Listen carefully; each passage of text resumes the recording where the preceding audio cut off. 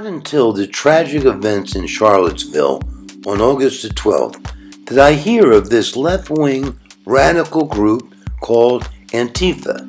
Antifa is a radical, anti-American, anti-free market, communist, socialist, hard left censorial organization that tries to stop speakers on campuses from speaking. You know, they show up in the helmets and the black masks, and they've got clubs and they've got everything. Anti-fascist activists, known by the collective name Antifa, had confronted white supremacists at an event outside the California state capitol. 10 stabbings were reported.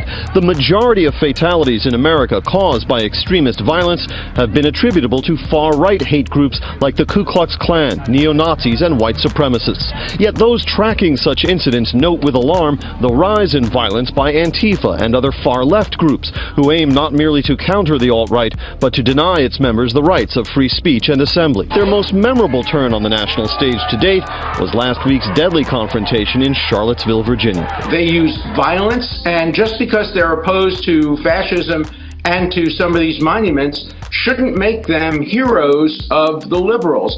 Learning about a radical group like Antifa was good information.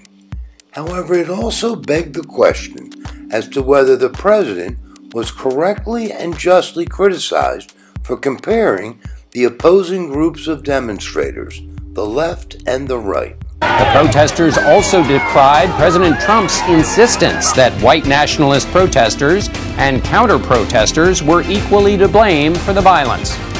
I never heard the president say equally to blame. I think there's blame on both sides, and I have no doubt about it, and you don't have any doubt about it either. I think there's blame on both sides, and I have no doubt about it, and you don't have any doubt about it either.